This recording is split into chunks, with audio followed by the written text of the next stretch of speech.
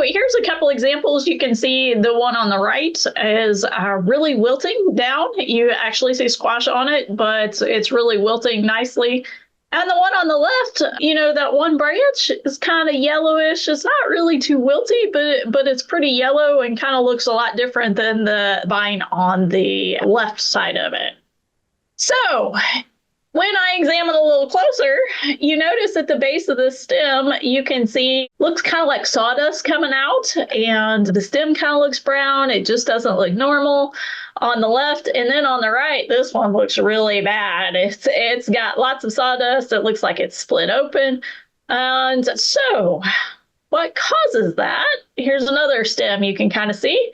And then you notice this white looking grub here. The picture's not real clear, but if you break open that stem, this is the culprit. It is squash vine borer. And so the adult lays the eggs on the base of the stem, and then the eggs hatch out and they bore into the stem, which is where you see what we call that sawdust or frass that they're boring in. And basically, as a borer, they are eating inside that stem. So they are really hard to get to. So a lot of times if I see a wilting plant, I'm going to go pull it up and go after those borers. So you can see those there. And here's some more pictures. These are ones I took last night. So I saw another one wilting in my pumpkin patch. I pulled it out, and this one, he's down the stem there, you can see. And there were actually 3 of them in this stem. So those 3 were the ones I pulled out of that stem. And these are large enough, they had been there long enough that they were pretty close to getting ready to transition to an adult. So I kind of take great delight in pulling those out and squashing them.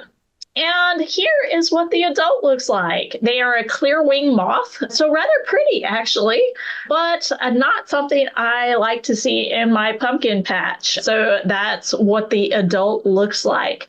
They also can kind of be scary looking because while they are a moth, they almost look like they might be a wasp or something that might sting. And so you got this problem. What do you do about it? Well, typically I have a pocket knife in my pocket, and if I catch it early enough, sometimes I will take my knife and cut into the stem and either cut them out or slice through them. And sometimes that stem will heal. So that's what you're seeing here. The stem had been attacked and it had healed.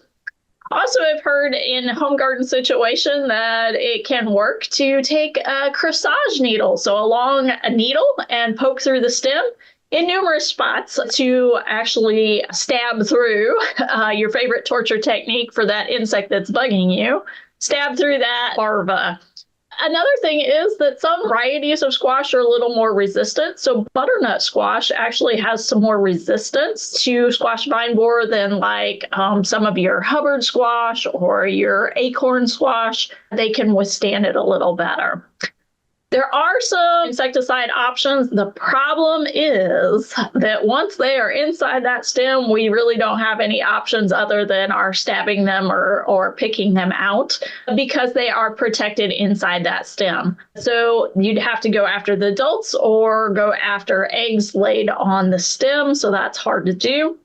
In my personal patch, I play a numbers game. They can't get them all. If I plant enough, they can't get them all. Rotation can also help and doing different things like that. But sometimes squash vine borer can be pretty devastating, and also knowing what to look at for those adults. And in some cases, I've heard home gardeners, they will protect the base of that stem with a cardboard collar or tin foil or different things so that the larva can't bore in and the adults don't want to lay their eggs there. The other thing is, in some cases, pumpkins will send out aerial roots or roots at nodes. So in some cases, part of the vine might die, but the rest of the vine may be fine because they have a different root system or additional root systems that can help them out.